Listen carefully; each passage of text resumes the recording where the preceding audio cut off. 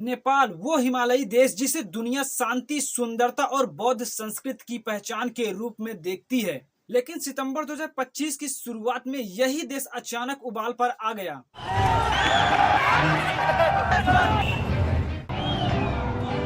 सड़कों पर हजारों नौजवानों की भीड़, हाथों में झंडे, गुस्से में भरे चेहरे और एक ही आवाज, हमें हमारी आवाज वापस चाहिए।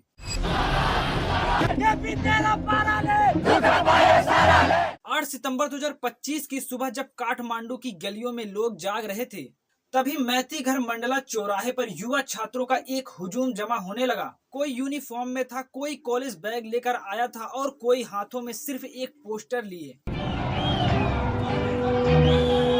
शुरुआत शांतिपूर्ण थी, नारेबाजी हो रही थी, लेकिन किसी ने नहीं सोचा था कि कुछ ही घंटों में ये प्रदर्शन नेपाल की राजनीति को हिलाकर रख देगा। इस आग की असली वजह थी नेपाल सरकार का 4 सितंबर का फैसला। अचानक सरकार ने ऐलान किया कि देश में 26 बड़े सोशल मीडिया प्लेटफॉर्म को तुरंत बैन किया जा रहा है। फेसबुक, इंस्टाग्राम, व्हाट्सएप, यूट्यूब और ट्विटर सब बंद। सरकार का तर्क था कि ये कंपनियां लोकल रजिस्ट्रेशन नहीं करा रही थी, ग्रीवेंस ऑफिसर्स नहीं रख रही थी और फ्लैग्ड कंटेंट को हटाने में लापरवाही कर रही थी। मिनिस्ट्री ऑफ कम्युनिकेशन ने साफ शब्दों में कहा, जब तक ये कंपनीज नियम नहीं मानती, इन्हें ब्लॉक कर दिया जाएगा। लेकिन नेपाल जेनजी, जो अपनी दुनिया सोशल मीडिया पर जीता है, उसने इसे सिर्फ एक बैन नहीं समझा, ये उनकी आवाज को दबाने की कोशिश लगी। उनके लिए ये प्लेटफॉर्म सिर्फ एंटरटेनमेंट का जरिया नहीं थे, बल्कि यही उनके आइडियाज शेयर करने, कैंपेन चलाने और सत्ता से सवाल पूछने का सबसे बड़ा हथियार था। युवाओं का गुस्सा फूट पड़ा। ये प्रदर्शन किसी राजनीतिक दल ने नहीं बुलाए थे,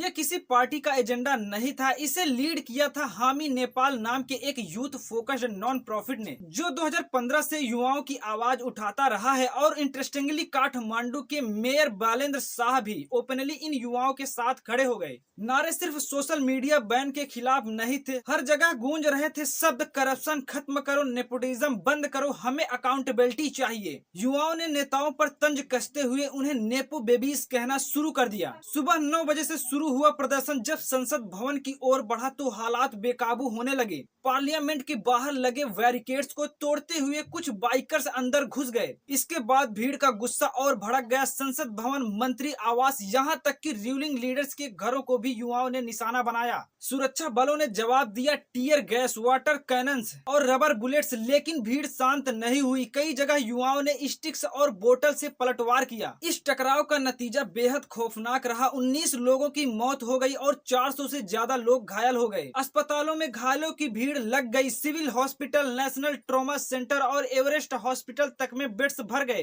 कई गंभीर हालात थे, किसी को सिर में गोली लगी, किसी के सीने में। हालात काबू से बाहर होते देख सरकार ने तुरंत कर्फ्यू लगा दिया। न्यू बनेश्वर संसद भवन के आसपास राष्ट्रपति और उपराष्ट्रपति आवास सब मिलिट्री कंट्रोल में आ गए। 12:30 बजे से रात 10 बजे तक कर्फ्यू लागू कर दिया गया। लेकिन असली सवाल ये है, क्या ये गुस्सा सिर्फ सोशल मीडिया बैन की वजह से था? नहीं, ये दरअसल वो फ्रस्ट्रेशन था जो नेपाल के नौजवानों के अंदर सालों से पल रहा था। बेरोजगारी की मार, विदेशों में काम करने के लिए लाखों युवाओं का पलायन, रेमिटेंस पर देश की डिपेंडेंसी और ऊपर से नेताओं का भ्रष्टाचार। युवाओं के नारों में करप्शन के वो पुराने केस भी बार बार उठ रहे थे, जैसे 2017 का एयर बस खरीद घोटाला, जिसमें स्टेट एयरलाइन को करोड़ों का नुकसान हुआ और बाद में कई बड़े नेताओं पर जांच बैठी। युवाओं का कहना था कि हमारा फ्यूचर बिक चुका है। स्थिति इतनी बिगड़ गई कि प्रधानमंत्री केपी शर्मा ओली को आखिरकार अगले ही दिन 9 सितंबर को इस्तीफा देना पड़ा।